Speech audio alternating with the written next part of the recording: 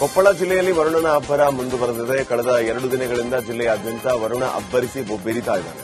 ವರುಣನ ಆಗಮನದಿಂದ ರೈತರ ಮೊಗದಲ್ಲಿ ಮಂದಹಾಸ ಮನೆ ಮಾಡಿದೆ.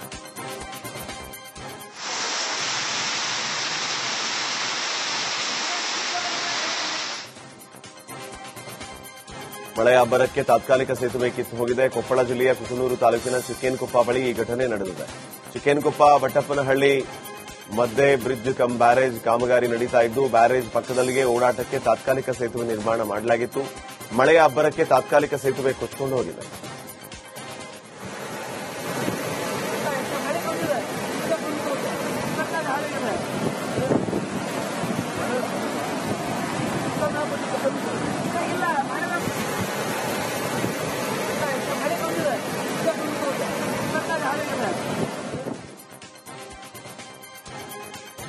ಉಡುಪಿ ಜಿಲ್ಲೆಯಲ್ಲಿ ಮಳೆ ಮುಂದುವರೆದಿದ್ದು ಇನ್ನೂ 2 ದಿನ ಆರೆಂಜ್ ಅಲರ್ಟ್ ಘೋಷಣೆ ಮಾಡಲಾಗಿದೆ. ಸಮುದ್ರ ತೀರ ನಿವಾಸಿಗಳಿಗೆ ಎಚ್ಚರಿಕೆ ವಹಿಸುವಂತೆ ಸೂಚನೆ ನೀಡಲಾಗಿದೆ. ಜಿಲ್ಲೆಯಲ್ಲಿ ಮೋಡ ಕವಿದ ವಾತಾವರಣ ಇದ್ದು ಮಳೆ ಮುಂದುವರಿಯುವ ಸಾಧ್ಯತೆ ಇದೆ.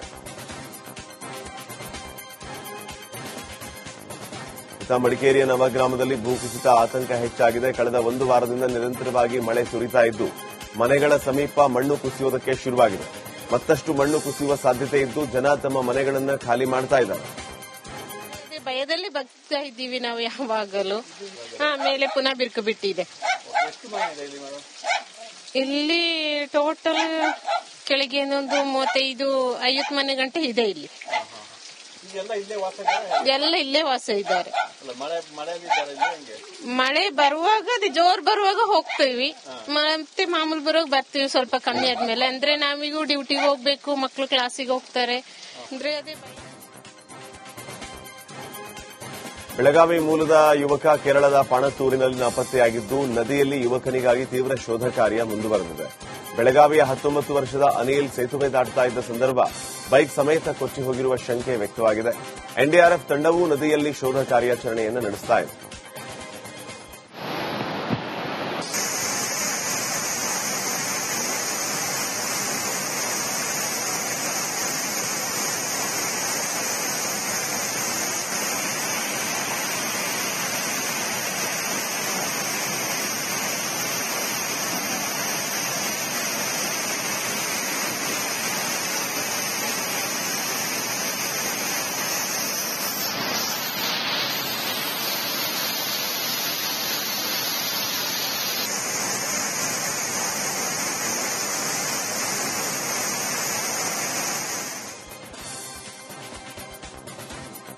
ಹಾಸನ ಜಿಲ್ಲೆಯ ವಡೂರು ಗ್ರಾಮದಲ್ಲಿ ಕಾಡಾನೆ ದಾಳಿಗೆ ಅಪಾರ ಪ್ರಮಾಣದ ಬೆಳೆ ನಾಶವಾಗಿದೆ. 2 ತಿಂಗಳಿಂದ ಗ್ರಾಮದ ಸಮೀಪ 3 ಕಾಡಾನೆ ಬೀಡು ಬಿಟ್ಟಿವೆ.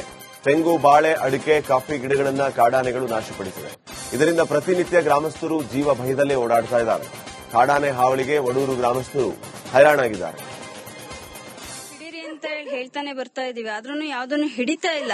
ಇಲ್ಲಿ ತೊಂದರೆ ಕೊಡ್ತಾ ಇರೋ ನಮಗೆ ಫಸಲು ಕೊಡ್ತಕ್ಕಂತ ತೆಂಗಿನ ಮರ ನೋಡಿ, ಮನೆ ಬಾಗ್ಲಲ್ಲಿ ಬಂದ್ ತೆಂಗಿನ ಮರನ ಈ ತರ ಹಾಳು ಮಾಡ್ತಾ ಇದ್ದಾವೆ. ಯಾಸ್ಲು ಕೊಡ್ತಾ ಇದೆ. ಲಾಸ್ ಯಾರಿಗೆ? ರೈತನಿಗಲ್ವಾ? ದಯವಿಟ್ಟು ಇದನ್ನ ಗಮನಕ್ಕೆ ತಗೊಂಡು ಪರಿಗಣನೆಗೆ ತಗೊಂಡು ಅಕ್ರಮವಾಗಿ ಮದ್ಯ ಮಾರಾಟ ಮಾಡಬೇಡಿ ಎಂದಿದ್ದಕ್ಕೆ ಬಸವರಾಜು ಎಂಬಾತ ಮಚ್ಚು ಹಿಡಿದು ಗಲಾಟೆಯನ್ನ ಮಾಡಿದ್ದಾನೆ. 2 ಕಡೆ ಅವರಿಂದ ಸ್ಥಳದಲ್ಲಿ ಮಾತಿನ ಚಕಮಕಿ ನಡೆದಿದೆ. ಹೊಸ ಕಲ್ಯಾಡಿ ಗ್ರಾಮದಲ್ಲಿ 3 ಕಡೆ ಅಕ್ರಮ ಮದ್ಯ ಮಾರಾಟ ಮಾಡ್ತಾ ಇದ್ರು ಅಂತ ಆರೋಪ ಕೇಳಿಬಂದಿದೆ. ಗ್ರಾಮಸ್ಥರು ಅಬಕಾರಿ ಪೊಲೀಸ್ ಇಲಾಖೆಗೆ ದೂರು ನೀಡಿದ್ದಾರೆ. ಇನ್ನು ಮಚ್ಚು ಹಿಡಿದು ಬಂದಿದ್ದ ಬಸವರಾಜ್ ವಿರುದ್ಧ ಜಾವಗಲ್ ಪೊಲೀಸ್ ಠಾಣೆಗೆ ಮನು ಕುಮಾರ್ ದೂರು ನೀಡಿದ್ದಾರೆ.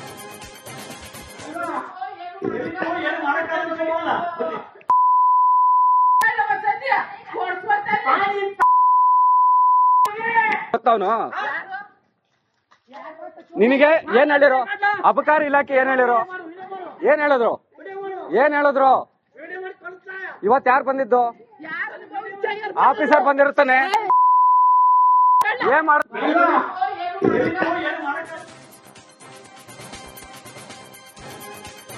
ವಿಜಯಪುರ ಜಿಲ್ಲೆಯಲ್ಲಿ ಅಮಾನವೀಯ ಘಟನೆ ನಡೆದಿದೆ. ಸಾಲದ ಹಣಕ್ಕಾಗಿ ವ್ಯಕ್ತಿಯನ್ನ ಕಟ್ಟಿಹಾಕಿ ವಿಕೃತಿ ತೋರಲಾಗಿದೆ. ವಿಜಯಪುರ ಜಿಲ್ಲೆಯ ಚಡಚಣ ತಾಲೂಕಿನ ಹತ್ತಳ್ಳಿ ಗ್ರಾಮದಲ್ಲಿ ಈ ಘಟನೆ ನಡೆದಿದೆ. ವ್ಯಕ್ತಿಯ ಕಾಲನ್ನ ಸರಪಳಿಯಿಂದ ಕಟ್ಟಿದ ಆರೋಪಿ ಚಾಂದ್ ಸಾಬ್ ಮುಲ್ಲಾನನ್ನ ಪೊಲೀಸರು ಅರೆಸ್ಟ್ ಮಾಡಿದ್ದಾರೆ. ನಾ ಹೇಳಿದಲ್ಲ ನಿಮಗ ಮುಂಜಾನೆ ಕಾಲು ಬಿದ್ದು ಹೇಳಿದ್ ನಿಮಗ ಅಲ್ಲಿ ಚೆಲ್ಲಿ ಚಡಚಣದಾಗ ಚಡ್ಚಾಳದ ಕಾಲಿ ಬಿದ್ದಿದ ಅವ್ರದ ನಾವು ಒಪ್ಕೋತೀನಿ. ಈಗ ಅವ್ರು ಕೊಡ್ತಾರಲ್ಲ, ಮತ್ತೆ ನಿಂದ ರೊಕ್ಕ ನಿಂದ ಕೊಡ್ತಾರೆ ಅವ್ರದ 20,000 ರೂಪಾಯಿ ನಡು ಶಿಕ್ಷೆ ಅದೇ ಅಡಾಸಿರೋ ಬರಬರಿ ಅದ್ರಿ. ಅದಕ್ಕೆ ನಾವು ಒಪ್ಕೋತೀನಿ, ನಾ ಇಲ್ಲ ಅನ್ನಲ್ಲ. ನಿಮ್ಮದು ಅವನ್ ಧ್ಯಾನ ಕೊಡೋದು ಅದು ಕೊಟ್ಟು ಬಿಡ್ರಿ ಅವನಿಗೆ. ಅವ್ರಿಗೆ ನಾ ರೊಕ್ಕ ಅವ್ರ ಸೌಕರ್ಯ ಕೈಕಾಲು ಬೀಳ್ತಾ ಅವ್ರಿಗೆ 15 ಜನ ಹೇಳ್ಕೊಂಡಿದ್ದಾನ.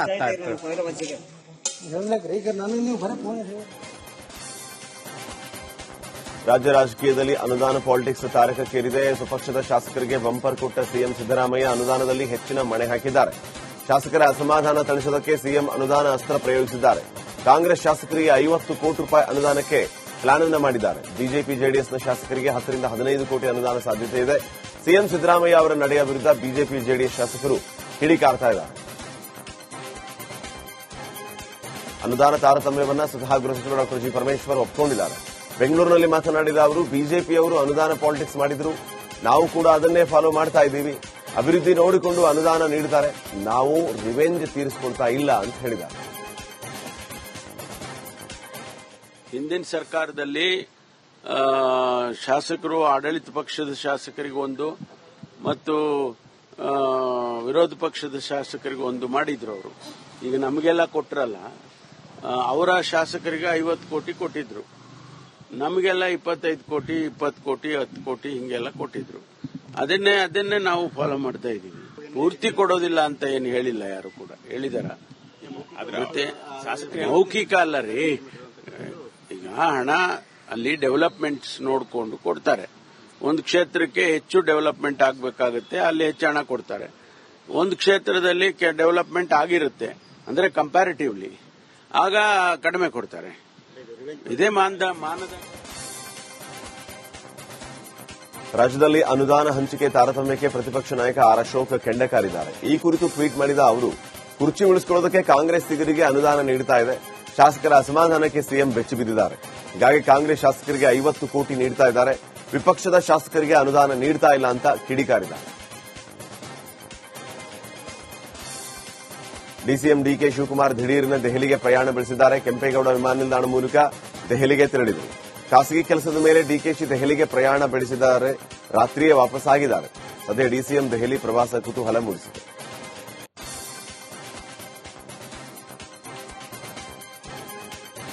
ಮಂಡ್ಯ ಜಿಲ್ಲೆಯ ಶ್ರೀರಂಗಪಟ್ಟಣ ವ್ಯಾಪ್ತಿಯ ಎಕ್ಸ್ಪ್ರೆಸ್ ವೇನಲ್ಲಿ ಡಿಸಿಎಂ ಡಿಕೆ ಶಿವಕುಮಾರ್ ಬೆಂಗಾವಲು ವಾಹನ ಪಲ್ಟಿ ಹೊಡೆದಿದೆ.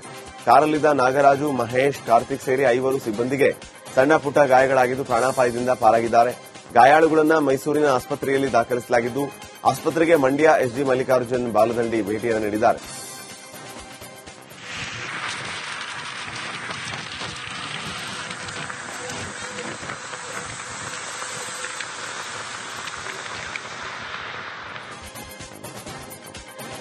ಸಣ್ಣ ವ್ಯಾಪಾರಿಗಳಿಗೆ ತೆರಿಗೆ ಬರೆ ಅಂತ ಸಂಸದ ಬಸವರಾಜ ಬೊಮ್ಮಾಯಿ ಆಕ್ರೋಶವನ್ನು ಹೊರಹಾಕಿದ್ದಾರೆ.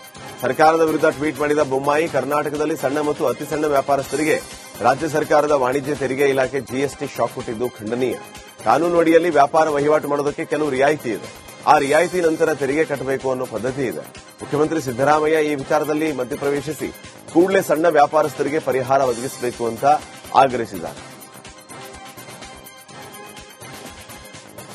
7 ವರ್ಷಗಳ ನಂತರ ಬೆಂಗಳೂರಿನಲ್ಲಿ ಜಾಹೀರಾತು ಹಾಕೋದಕ್ಕೆ ಅವಕಾಶ ನೀಡಿ ಸರ್ಕಾರ ಅಧಿಸೂಚನೆಯನ್ನು ಹೊರಡಿಸಿದೆ. ಬೆಂಗಳೂರಿನಲ್ಲಿ ಜಾಹೀರಾತು ಪ್ರದರ್ಶನಕ್ಕೆ ಅವಕಾಶ ನೀಡಲಾಗಿದೆ. ಬಿಬಿಎಂಪಿ ಜಾಹೀರಾತು ಉಪವಿಧಿ 2024ರ ಅಧಿಸೂಚನೆ ಜಾರಿಗೊಳಿಸಿದ್ದು, ಹೊರಾಂಗಣ ಜಾಹೀರಾತಿಗೆ ಅವಕಾಶ ನೀಡಿರುವುದರಿಂದ ವಾರ್ಷಿಕ 600 ಕೋಟಿ ರೂಪಾಯಿ ಆದಾಯ ಸಂಗ್ರಹ ಆಗುವ ನಿರೀಕ್ಷೆ ಇದೆ. ಆಟೋ, ಬಸ್ಗಳ ಜಾಹೀರಾತಿಗೂ ಶುಲ್ಕ ವಿಧಿಸಿದೆ. ಇನ್ನು ಕೆಲ ಜಾಹೀರಾತು ನಿಷೇಧ ಪ್ರದೇಶಗಳನ್ನು ಗುರುತಿಸಲಾಗಿದೆ. Kumarakrupa road, Raj Bhavan, Sankey post office ರಸ್ತೆ, Chalukya signal, Maharani college, KR circle, Cubbon park, Lalbagh, ಅರಮನೆ ರಸ್ತೆ ಭಾಗದಲ್ಲಿ ಜಾಹೀರಾತನ್ನು ನಿಷೇಧಿಸಲಾಗಿದೆ. ರೌಡಿಶೀಟರ್ ಬಿಕ್ಲು ಶಿವ ಹತ್ಯೆ ಕೇಸ್ ತನಿಖೆ ಚುರುಕುಗೊಂಡಿದೆ. ಪೊಲೀಸರು ಶಾಸಕ ಬೈರತಿ ಬಸವರಾಜ್ ಅವರನ್ನ ವಿಚಾರಣೆಗೆ ಒಳಪಡಿಸಿದರು. ವಿಚಾರಣೆಯ ಬಳಿಕ ಮಾತನಾಡಿದ ಬೈರತಿ ಬಸವರಾಜ್, ಎಸಿಪಿ ಕೇಳಿದ ಎಲ್ಲ ಪ್ರಶ್ನೆಗಳಿಗೆ ಉತ್ತರಿಸಿದ್ದೇನೆ ಅಂತ ಹೇಳಿದರು. ನನ್ನದು ಯಾವುದೇ ಪಾತ್ರ ಇಲ್ಲ, ನನಗೆ ಯಾವ ಜಗದೀಶೂ ಗೊತ್ತಿಲ್ಲ, ಪರಿಚಯನೂ ಇಲ್ಲ. ತನಿಖೆಗೆ ಕರೆದಿದ್ರು ಬಂದಿದ್ದೇನೆ, ಏನೆಲ್ಲ ಪ್ರಶ್ನೆ ಕೇಳಿದ್ರು ಅದಕ್ಕೆ ಉತ್ತರ ಕೊಟ್ಟಿದ್ದೇನೆ. ಮತ್ತೆ ನೋಟಿಸ್ ಕೊಟ್ಟರೆ ವಿಚಾರಣೆಗೆ ಹಾಜರಾಗ್ತೀನಿ, ಮತ್ತೆ ಬುಧವಾರ ಬರೋದಕ್ಕೆ ಹೇಳಿದ್ದಾರೆ ಅಂತ ಬೈರತಿ ಬಸವರಾಜ್ ಹೇಳಿದ್ದಾರೆ.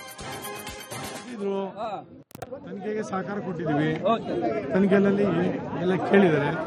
ಮತ್ತೆ ಮತ್ತೇನು ಕರಿತೀವಿ ಅಂತ ಹೇಳಿದ್ದಾರೆ. ಕರೆದಾಗ ಮತ್ತೆ ಬರ್ತೀವಿ, ಮತ್ತೆ ಕೂಡ ನಮ್ಮ ಸಹಕಾರನ ತನಿಖೆ ಕೊಡ್ತೀವಿ. ನಮ್ಮ ಮಾತ್ರ ಏನಿಲ್ಲ ಅಂತ ನಾನು ಹೇಳಿದ್ದೀನಿ, ತನಿಖಾಧಿಕಾರಿಗಳು ಹೇಳಿದ್ದೀವಿ, ಅವ್ರ ಮುಂದೆ ಹೇಳಿದ್ದೀನಿ. ಸೊ ಅದು ನನಗೆ ಇನ್ನೂ ಒಂದು ಸರಿ ಬರಬೇಕು ಅಂತ ಹೇಳಿದ್ದಾರೆ. ಅದು ಅವತ್ತು ಕೂಡ 23ನೇ ತಾರೀಕು ಅಂತ ಬುಧವಾರ, ಅವತ್ತು ಕೂಡ ಬರ್ತೇನೆ. ಬಂದು ಅವತ್ತು ಕೇಳ್ತೀವಿ, ಅವತ್ತು ಕೂಡ ನನ್ನ ಅನಿಸಿಕೆಗಳನ್ನ ಹೇಳ್ಬೇಕಾಗ್ತದೆ. ಸೊ ಅದನ್ನ ಹೇಳ್ತೀನಿ. ಜಗದೀಶ್ ಎಷ್ಟು ವರ್ಷದಿಂದ ಪರಿಚಯ? ಜಗದೀಶ್ ಪರಿಚಯ ಇಲ್ಲ, ಏನಿಲ್ಲ. ಹೌದೌದು. ದಾವಣಗೆರೆ ನಗರದ ರೇಣುಕಾ ಮಂದಿರದಲ್ಲಿ ವೀರಶೈವ ಪೀಠಾಚಾರ್ಯರ ಶೃಂಗಸಭೆ ಆಯೋಜನೆ ಮಾಡಲಾಗಿದೆ. 40 ವರ್ಷಗಳ ಬಳಿಕ ಒಂದೇ ವೇದಿಕೆಯಲ್ಲಿ ಪಂಚಪೀಠಾಚಾರ್ಯರು ಕಾಣಿಸಿಕೊಳ್ತಾ ಇದ್ದಾರೆ. ಜುಲೈ 21 ಮತ್ತು 22ನೇ ತಾರೀಕು ಶೃಂಗ ಸಮ್ಮೇಳನ ನಡೆಯಲಿದೆ. ರಂಭಾಪುರಿ ಪೀಠ, ಉಜ್ಜಯಿನಿ ಪೀಠ, ಕೇದಾರ ಪೀಠ, ಕಾಶಿ ಪೀಠ, ಶ್ರೀಶೈಲ ಪೀಠದ ಸಮಾಗಮ ಆಗಲಿಕ್ಕಿದೆ. ಸಂಸ್ಕೃತಿ ಸಂವರ್ಧನೆಗಾಗಿ ಪಂಚಪೀಠಾಚಾರ್ಯರ ಪಾದಯಾತ್ರೆ ನಡೆಯಲಿದೆ. ದೇಶದೆಲ್ಲೆಡೆಯಿಂದ 500ಕ್ಕೂ ಅಧಿಕ ಮಠಾಧೀಶರು, 25,000ಕ್ಕೂ ಅಧಿಕ ಜನ ಭಾಗಿಯಾಗಲಿಕ್ಕಿದ್ದಾರೆ. ಇನ್ನು ಪಂಚಮಸಾಲಿ ಶ್ರೀಗಳ ಭೇಟಿಯ ಬಳಿಕ ಮಾಜಿ ಸಚಿವ ಮುರುಗೇಶ್ ನಿರಾಣಿ ಪ್ರತಿಕ್ರಿಯೆಯನ್ನು ನೀಡಿದ್ದಾರೆ. ಪಂಚಮಸಾಲಿ ಸಮಾಜ ದೊಡ್ಡ ಸಮಾಜ, ಸಣ್ಣ ಪುಟ್ಟ ಭಿನ್ನಾಭಿಪ್ರಾಯಗಳು ಬರ್ತವೆ, ಅವುಗಳನ್ನು 4 ಗೋಡೆಗಳ ಮಧ್ಯೆ ಬಗೆಹರಿಸಿಕೊಳ್ತೇವೆ. ಸಮಾಜಕ್ಕೆ ಹಿರಿಯರಾದ ಎಸ್ಆರ್ ಕಾಶಪ್ಪನವರವರಿಂದ ಹಿಡಿದು ಸಮಾಜಕ್ಕೆ ಬಹಳಷ್ಟು ಹಿರಿಯರು ದುಡಿದಿದ್ದಾರೆ. ಎಲ್ಲಾ ಸಮಾಜದ ಬಾಂಧವರಿಗೆ ಶ್ರೀಗಳು ಲಭ್ಯ ಇರಲಿ, ಆಶೀರ್ವಾದ ಸಿಗಲಿ ಅಂತ 3 ಪೀಠ ಆಗಿದೆ. ಅಂದರೆ ಒಬ್ಬರೇ ಸ್ವಾಮೀಜಿ ರಾಜ್ಯದ ಎಲ್ಲಾ ಕಡೆ ಕಾರ್ಯಕ್ರಮಗಳಿಗೆ ಹೋಗೋದಕ್ಕೆ ತೊಂದರೆ ಆಗುತ್ತೆ ಅಂತ ಮುರುಗೇಶ್ ನಿರಾಣಿ ಅವರು ಹೇಳಿದರು. ಸಮಾಜ ಅನ್ನುವಂಥ ಹಿನ್ನೆಲೆಯಲ್ಲಿ ಈ ಪೀಠಗಳನ್ನು ಮಾಡಿ ಎಲ್ಲರೂ ಒಗ್ಗಟ್ಟಾಗಿ ಒಂದೇ ಕುಟುಂಬದ ಸದಸ್ಯರಂತೆ ಪೂಜ್ಯರು ಸಹಿತ ಒಂದೇ ಸಹೋದರಂತೆ ಇರಬೇಕು ಅನ್ನುವಂಥ ನಿಟ್ಟಿನಲ್ಲಿ ನಮ್ಮ ರಾಜ್ಯದ ಎಲ್ಲ ಸಮಾಜದ ಹಿರಿಯರು ಸೇರಿ ಇದನ್ನು ನಿರ್ಧಾರ ತೆಗೆದುಕೊಂಡು ಮಾಡಿದರು. ಆದರೆ ದುರಾದೃಷ್ಟ ಕಳೆದ ಬಹಳಷ್ಟು ದಿವಸಗಳ ಹಿಂದೆ ಸಮಾಜದಲ್ಲಿ ಒಬ್ಬರಿಗೊಬ್ಬರು ಹೊಂದಾಣಿಕೆ ಆಗಲಾರ್ದೇ ಸಣ್ಣ ಪುಟ್ಟ ವೈಮನಸ್ಸು ಬಂದಿರುವಂತದನ್ನ ನಾವು ನೋಡ್ಕೋತ ಬಂದಿದ್ದೀವಿ. ಇವತ್ತಾಗಿರುವಂತಹ ಘಟನೆಯನ್ನ ನಮ್ಮ 4 ಗೋಡೆ. ಗ್ರೇಟರ್ ಬೆಂಗಳೂರು ಪ್ರಾಧಿಕಾರದಡಿ 5 ಪಾಲಿಕೆ ರಚನೆ ಮಾಡಿ ಸರ್ಕಾರ ಅಧಿಸೂಚನೆಯನ್ನು ಹೊರಡಿಸಿದೆ. ಬೆಂಗಳೂರು ಪಶ್ಚಿಮ ನಗರ ಪಾಲಿಕೆ, ಬೆಂಗಳೂರು ದಕ್ಷಿಣ ನಗರ ಪಾಲಿಕೆ, ಬೆಂಗಳೂರು ಉತ್ತರ ನಗರ ಪಾಲಿಕೆ, ಬೆಂಗಳೂರು ಪೂರ್ವ ನಗರ ಪಾಲಿಕೆ, ಬೆಂಗಳೂರು ಕೇಂದ್ರ ನಗರ ಪಾಲಿಕೆ ಅಂತ ವಿಂಗಡಿಸಿ ಅಧಿಸೂಚನೆಯನ್ನು ಹೊರಡಿಸಲಾಗಿದೆ. 30 ದಿನಗಳವರೆಗೂ ಆಕ್ಷೇಪಣೆ ಹಾಗೂ ಸಲಹೆ ನೀಡುವುದಕ್ಕೆ ಅವಕಾಶವನ್ನು ನೀಡಲಾಗಿದೆ. ಸದ್ಯದಲ್ಲಿಯೇ ಕಾಂಗ್ರೆಸ್ ಸರ್ಕಾರ ಪತನ ಆಗಲಿದೆ. ಆಂತರಿಕ ಕಚ್ಚಾಟದಿಂದಾಗಿ ರಾಜ್ಯದಲ್ಲಿ ಸರ್ಕಾರ ಉರುಳುತ್ತೆ ಅಂತ ಮಾಜಿ ಸಿಎಂ ಸಂಸದ ಜಗದೀಶ್ ಶೆಟ್ಟರ್ ಹೇಳಿಕೆ ನೀಡಿದ್ದಾರೆ. ಅಥಣಿಯಲ್ಲಿ ಮಾತನಾಡಿದ ಅವರು, ಸಿದ್ದರಾಮಯ್ಯ ಸಿಎಂ ಆಗಿ ಮುಂದುವರಿಯುವುದಕ್ಕೆ ಪಕ್ಷದಲ್ಲಿ ಆಂತರಿಕ ಕಚ್ಚಾಟ ನಡೆದಿದೆ. ಈ ಕಚ್ಚಾಟದ ಪರಿಣಾಮ ಯಾವಾಗ ಸರ್ಕಾರ ಬೀಳುತ್ತೋ ಗೊತ್ತಿಲ್ಲ. 5 ವರ್ಷಗಳ ಕಾಲ ಕಾಂಗ್ರೆಸ್ ಸರ್ಕಾರ ರಾಜ್ಯದಲ್ಲಿ ಆಡಳಿತ ಮಾಡುವುದಿಲ್ಲ ಅಂತ ಹೇಳಿದ್ದಾರೆ. ಅರ್ಥ ಏನಾಗತ್ತೆ, ನಾವೆಲ್ಲ ಬಹಳಷ್ಟು ಸಮಸ್ಯೆ ಆಗಿದೆ, ಜನರು ಎದುರಿಸಲಿಕ್ಕೆ ಆಗ್ತಾ ಇಲ್ಲ ಅಂತ ಹೇಳಿ ನಾವು ಪ್ರತಿಪಕ್ಷರು ಹೇಳೋದು ಬೇಡ, ಕಾಂಗ್ರೆಸ್ ಶಾಸಕರು ಹೇಳಕ್ ಚಾಲು ಮಾಡಿರಲಿಲ್ಲ. ಇದರ ಅರ್ಥ ಏನಾಗತ್ತೆ, ಗ್ಯಾರಂಟಿ 50-60 ಸಾವಿರ ಕೋಟಿ ಅದಕ್ಕೆ ಹೋಗ್ತಾ ಇದೆ. ಮತ್ತೆ ಅಭಿವೃದ್ಧಿಗೆ ಎಲ್ಲಿ ಸಿಗ್ತದೆ ಹಣ? ಈಗ ಸಮಾಧಾನ ಮಾಡಕ್ಕೆ ಈಗ MLAಗಳು ಭಾಳ ಮಾತಾಡಕತ್ತಾರ ಅಂತ ಹೇಳಿ 55 ಕೋಟಿ ಡಿಕ್ಲೇರ್ ಮಾಡಿದಾರೆ. ಆದ್ರೆ ಆ ಡಿಕ್ಲೇರ್ ಮಾಡಿದ್ದು ಯಾವಾಗ ರಿಲೀಸ್ ಆಗ್ತದೆ, ಯಾವಾಗ ವರ್ಕ್ ಆರ್ಡರ್ ಕೊಡ್ತಾರೋ ಅಷ್ಟೊಳಗೆ ಇಲೆಕ್ಷನ್ ಬರ್ತದೋ ಗೊತ್ತಿಲ್ಲ. ಸುಮ್ಮನೆ ಮೂಗಿಗೆ ತುಪ್ಪ ಹಚ್ಚುವಂತ ಕೆಲಸ ನಡೀತಾ ಇದೆ. ನೋಡ್ರಿ, ಇದು ಕಾಂಗ್ರೆಸ್ ಸರ್ಕಾರ ಬಹಳ ದಿವಸ ಹೋಗುದಿಲ್ಲ. ಕ್ಲಿಯರ್ ಹೇಳ್ತೇನೆ, ಇನ್ ಫೈಟಿಂಗ್ ನಡೆದ. ಮುಖ್ಯಮಂತ್ರಿ ಮುಂದುವರಿಬೇಕು ಬೇಡೋ, DK ಶಿವಕುಮಾರ್ ನಾ ಮುಖ್ಯಮಂತ್ರಿ ಆಗ್ಬೇಕಂತ ಹೇಳಿ ಇನ್ ಫೈಟಿಂಗ್ ಸ್ಟಾರ್ಟ್ ಆಗಿದೆ. ಪ್ರಾಕ್ಸಿ ವಾರ್ ಸ್ಟಾರ್ಟ್ ಆಗಿದೆ. ಅದು ಯಾವಾಗ ಅದು ದೀರ್ಘಕ್ಕೆ ಹೋಗ್ತದೆ, ಯಾವ ಸಂದರ್ಭದಲ್ಲಿ ಕೊಲ್ಯಾಪ್ಸ್ ಆಗ್ತದೆ ಸರ್ಕಾರ ಹೇಳಲಿಕ್ಕೆ ಬರುವುದಿಲ್ಲ. ಇದೇನು 5 ವರ್ಷ.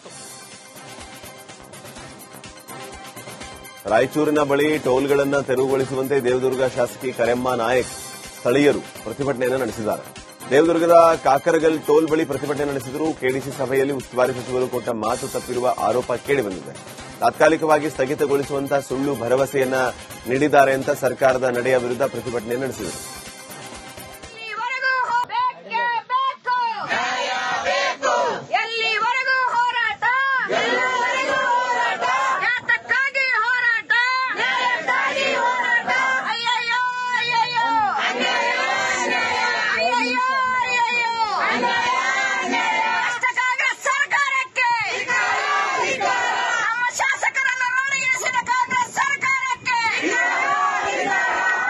ಶಾಸಕರನ್ನು ರೋಡಿಗೆ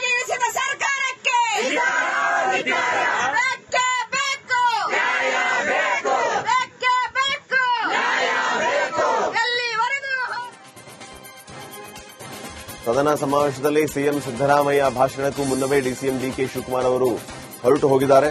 ಎಐಸಿಸಿ ಅಧ್ಯಕ್ಷ ಮಲ್ಲಿಕಾರ್ಜುನ ಖರ್ಗೆ ಭಾಷಣ ಶುರು ಮಾಡ್ತಾ ಇದ್ದಂತೆ ಕುರ್ಚಿಯಿಂದ ಎದ್ದು ಹೊರ ನಡೆದಿದ್ದಾರೆ. ಉಸ್ತುವಾರಿ ಸಚಿವ ಎಚ್.ಸಿ. ಮಹಾದೇವಪ್ಪ ಪುತ್ರ ಸಂಸದ ಸುನೀಲ್ ಬೋಸ್ ಜೊತೆಗೆ ವೇದಿಕೆಯಿಂದ ಕೆಳಗಿಳಿದು ಬೆಂಗಳೂರಿನತ್ತ ಪಯಣ ಬೆಳೆಸಿದ್ದಾರೆ. ಡಿಕೆಶಿ ನಡೆಗೆ ತೀವ್ರ ಚರ್ಚೆ ಗ್ರಾಸವಾಗಿದೆ. ಕರ್ನಾಟಕದಿಂದ ನಾವು ಕೊಡ್ತಕ್ಕಂಥ ತೆರಿಗೆ 4.5 ಲಕ್ಷ. ನಾನು ಅಧಿಕಾರದಲ್ಲಿ ಇರೋವರೆಗೆ ಅವರು ಮಾಡಿದ್ದಾರೆ. ಆದರೆ ಬಿಜೆಪಿದವರು ಯಾವ ಸಾಧನಾ ಸಮಾವೇಶದ ಕಾರ್ಯಕ್ರಮದ ಮಧ್ಯದಲ್ಲಿಯೇ ಡಿಸಿಎಂ ಡಿಕೆ ಶಿವಕುಮಾರ್ಗೆ ಸಿಎಂ ಟಾಂಗ್ ಕೊಟ್ಟಿದ್ದಾರೆ. ಡಿಕೆಶಿ ಹೆಸರು ಪ್ರಸ್ತಾಪ ಮಾಡಲಿಲ್ಲ ಅಂತ ಹೇಳಿ ಕಾಂಗ್ರೆಸ್ನ ಮುಖಂಡ ಹೇಳಿದ್ದಕ್ಕೆ ಸ್ವಾಗತ ಮಾಡೋದು ಇಲ್ಲಿ ಇರೋರಿಗೆ, ಮನೆಯಲ್ಲಿ ಕೂತಿರೋರಿಗೆ ಅಲ್ಲ ಅಂತ ಸಿಎಂ ಸಿದ್ದರಾಮಯ್ಯ ಹೇಳಿದರು. ವೇದಿಕೆ ಮೇಲಿರೋರ ಹೆಸರನ್ನ ಹೇಳಿ ಸ್ವಾಗತಿಸಿದ್ದೇನೆ. ಡಿಕೆ ಶಿವಕುಮಾರ್ ವೇದಿಕೆಯಲ್ಲಿ ಇಲ್ಲ, ಅವರು ಬೆಂಗಳೂರಿಗೆ ಹೋದರು. ವೇದಿಕೆ ಮೇಲೆ ಅವರು ಇಲ್ಲದ ಕಾರಣ ಅವರ ಹೆಸರನ್ನ ಪ್ರಸ್ತಾಪಿಸಿಲ್ಲ ಅಂತ ಸಿದ್ದರಾಮಯ್ಯ ಹೇಳಿದರು.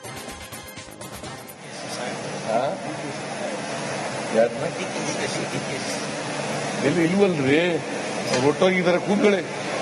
ಏನಿಲ್ಲ, ಡಿಕೆ ಶಿವಕುಮಾರ್ ಹೊಟ್ಟೋದ್ರು ಬೆಂಗಳೂರಿಗೆ. ಯಾವಾಗಲೂ ಇರೋರ ಹೆಸರು ಹೇಳಬೇಕು ಹೊರತು ಹೊಟ್ಟೋದವ್ರ ಹೆಸರು ಹೇಳಕ್ಕಾಗಲ್ಲ. ವೆಲ್ಕಮ್ ಮಾಡೋದು ಇರೋರಿಗೆ, ಇಲ್ಲಿ ಯಾರ್ಯಾರು ಇದ್ದಾರೆ ಅವ್ರಿಗೆ ಮಾತ್ರ ವೆಲ್ಕಮ್ ಮಾಡೋದು. ಮನೇಲಿ ಕೂತಿರೋರಿಗೆಲ್ಲ ವೆಲ್ಕಮ್ ಮಾಡಕ್ಕಾಗಲ್ಲ. ಗೊತ್ತಾಯ್ತಾ?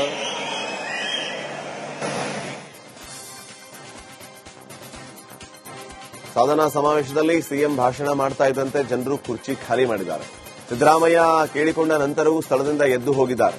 ಜನರ ನಡವಳಿಕೆಯಿಂದ ಕಸಿವಿಸಿಯಾದಂತಹ ಸಿದ್ದರಾಮಯ್ಯ ಕೊನೆಗೆ ಸಮಯದ ಅಭಾವದಿಂದ ನನ್ನ ಭಾಷಣ ಮೊಟಕು ಮಾಡ್ತಾ ಇದ್ದೀನಿ ಅಂತ ಸಮಜಾಯಿಷಿ ನೀಡಿ ಭಾಷಣ ನಿಲ್ಲಿಸಿದ್ದಾರೆ. ದಾವಣಗೆರೆ ಜಿಲ್ಲೆಯಾದ್ಯಂತ ಅಜ್ಜಿ ಹಬ್ಬ ಆಚರಣೆ ಜೋರಾಗಿದೆ. ಆಷಾಢ ತಿಂಗಳಲ್ಲಿ ಶ್ರದ್ಧಾಭಕ್ತಿಯಿಂದ ಈ ಹಬ್ಬವನ್ನು ಆಚರಿಸಲಾಗುತ್ತೆ. ಊರಿಗೆ ಸಾಂಕ್ರಾಮಿಕ ರೋಗಗಳು ಬರದಿರಲಿ, ಮಕ್ಕಳಿಗೆ ಆರೋಗ್ಯದಲ್ಲಿ ಯಾವುದೇ ತೊಂದರೆ ಆಗದಿರಲಿ ಅಂತ ಹೇಳಿ ಅಜ್ಜಿ ಹಬ್ಬ ಆಚರಿಸಲಾಗುತ್ತೆ. ಬುಟ್ಟಿಯಲ್ಲಿ ಮಣ್ಣಿನ ಕುಡಿಕೆ, ಬೇವಿನ ಸೊಪ್ಪು ಇಟ್ಟು ಪೂಜೆಯನ್ನು ಸಲ್ಲಿಸಲಾಗುತ್ತೆ.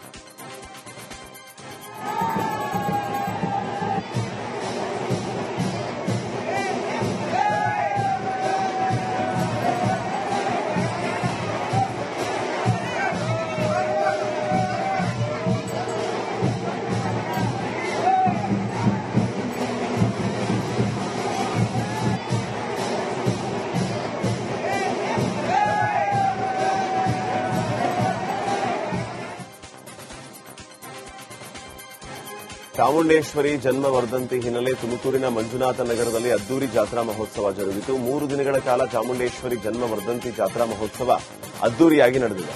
ಚಾಮುಂಡೇಶ್ವರಿ ದೇವಿಗೆ ವಿವಿಧ ಹೂಗಳಿಂದ ಅಲಂಕರಿಸಿ ವಿಶೇಷ ಪೂಜೆಯನ್ನು ಸಲ್ಲಿಸಲಾಯಿತು. ವೀರಗಾಸೆ, ಡೊಳ್ಳು ಕುಣಿತ, ತಮಟೆ ವಾದ್ಯಗಳ ತಂಡದಿಂದ ತಾಯಿ ಚಾಮುಂಡೇಶ್ವರಿ ದೇವಿ ಮೆರವಣಿಗೆಯನ್ನು ಮಾಡಲಾಯಿತು.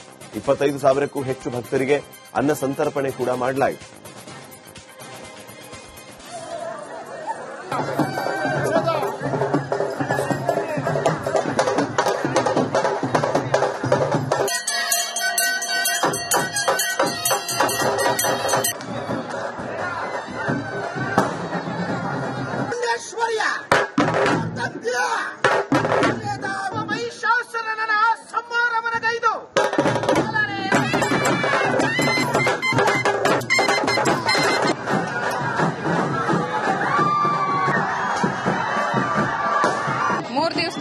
ಚಾಮುಂಡೇಶ್ವರಿ ವರ್ಧಂತಿ ನಡೀತಾ ಇದೆ. ಇದರಲ್ಲಿ ಮಂಜುನಾಥ್ ನಗರದ ಸಭೆಯಕರೆಲ್ಲರೂ ಬಂದು ತುಂಬಾ ವಿಜೃಂಭಣೆಯಿಂದ ಕಾರ್ಯ ನಡೆಸಿಕೊಡ್ತಾ ಇದ್ದಾರೆ.